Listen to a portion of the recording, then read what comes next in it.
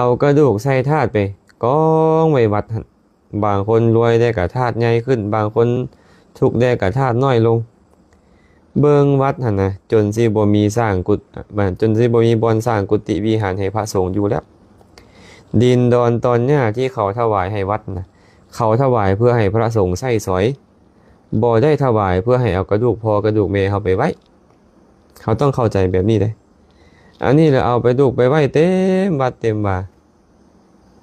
กุฏิวิหารจนบ่มีบ่อนที่สร้างให้ครูบาอาจารย์อยู่อาตมาเห็นมาหลายวัดโอ้ยญาติโยมก็พากันเฮ็ดโพดบางคนมีเงินหลายก็สร้างบักใหญ่สร้างแล้วก็กินเนื้อที่ของวัดพร้อม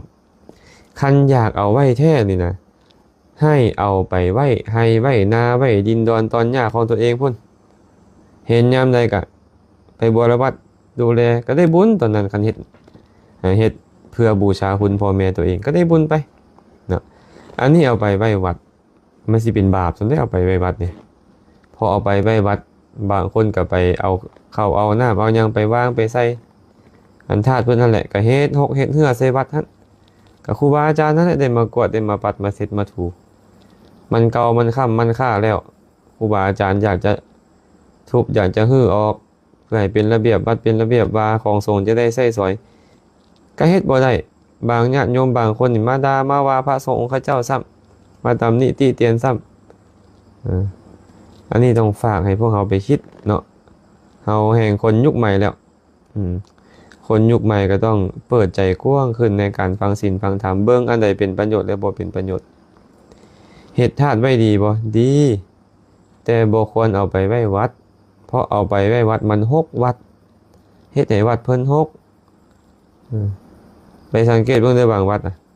อ้อมมืดเลยกินเนื้อที่จากกำแพงเข้าไป4-5 เมตรพุ่นไอ้4-5 เมตรเนี่ยสร้างกุฏิได้เป็นหลังเลยได้แม่นบ่ล่ะได้ยาวไปจนอ้อมดินวัดสร้างกุฏิได้เป็น20-30 หลังเลยอันอ้อมวัดนั่นเพื่อให้ครูบาอาจารย์ได้อยู่ได้ใช้ได้สอยนะแต่ว่าเฮ็ดบ่ได้เดี๋ยวนี้ก็แห่งวัดน้อยๆวัดบางบ่อนะมีชาติตื่มใส่ซ้ำโอ้ยติดใจอีตนครูบาอาจารย์กันซั่นเด้อญาติโยมท่านใดเอาไปไว้วัดแล้วก็หาอุบายในการเอาออก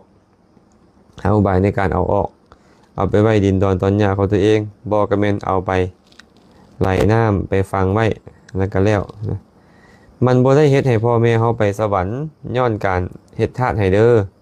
พ่อแม่เฮาจะไปสวรรค์หรือไปนรกไปย้อนบุญบาปที่เขาเฮ็ดแล้วพุ่นแต่ถ้าว่าเขาไปเกิดเป็นเทพก็บ่ได้ไปสวรรค์ย้อนการที่เฮาเฮ็ดทานให้เขา